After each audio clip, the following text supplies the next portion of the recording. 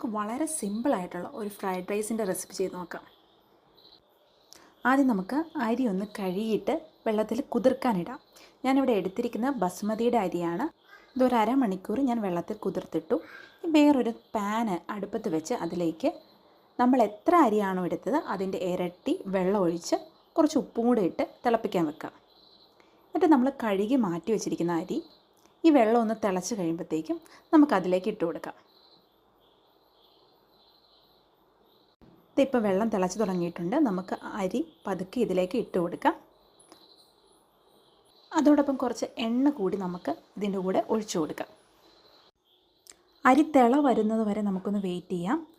തിളച്ച് കഴിഞ്ഞാൽ നമ്മൾ ഒരുപാട് സമയം പിന്നെ ഇട്ട് തിളപ്പിക്കരുത്, വേവ് കൂടിപ്പോവും. ഒരു 85% തിള വന്ന് കഴിയുമ്പം ഈ അരി ഒന്ന് നമുക്കൊരു അരിപ്പ പാത്രത്തിലേക്ക് മാറ്റി വെക്കാം.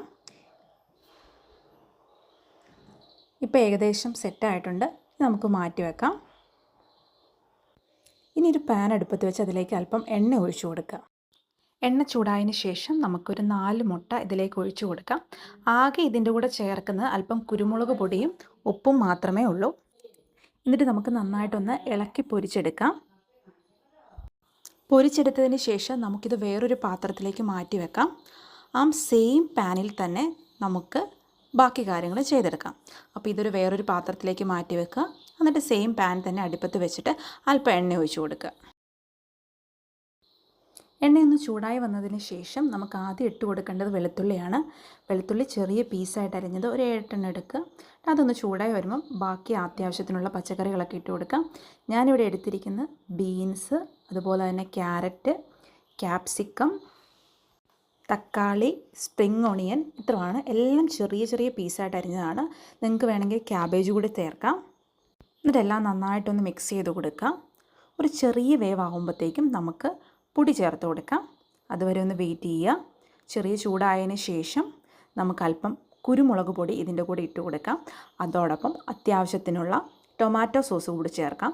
സോയാ സോസ് കൂടി ചേർക്കുന്നത് വളരെ നല്ലതാണ്. പക്ഷേ എൻ്റെ കയ്യിൽ സോയാ സോസ് ഇല്ലാത്തതുകൊണ്ട് ഞാൻ ടൊമാറ്റോ സോസ് മാത്രമാണ് ഒഴിച്ചു കൊടുത്തത്. ഇതെല്ലാം ചേർത്ത് നന്നായിട്ട് നമുക്കൊന്ന് ഇളക്കിയെടുക്കാം.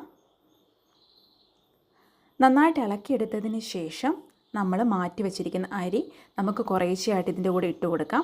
അതോടൊപ്പം തന്നെ കുറച്ച് കുരുമുളക് പൊടിയും നമ്മൾ മാറ്റി വെച്ചിരിക്കുന്ന മുട്ട കൂടി ഇതിൻ്റെ അകത്ത് ചേർക്കുക. പിന്നെ സ്പ്രിംഗ് ഓണിയൻ കൂടി ചേർക്കുന്നത് വളരെ നല്ലതാണ്. എന്നിട്ട് നല്ലവണ്ണം ഇളക്കി കൊടുക്കുക. അപ്പോൾ ഇത്രയേ ഉള്ളൂ. ഇനി ആവശ്യമെങ്കിൽ നമുക്ക് ഉപ്പൊക്കെ ഇതിൻ്റെ കൂടെ ചേർത്ത് കൊടുക്കാവുന്നതാണ്. വളരെ സിമ്പിളാണ്. നമുക്ക് വീട്ടിൽ കുട്ടികൾക്കൊക്കെ തയ്യാറാക്കി കൊടുക്കാവുന്നതാണ്. എല്ലാവരും ട്രൈ ചെയ്ത് നോക്കുക. എന്നിട്ട് ഫീഡ്ബാക്ക്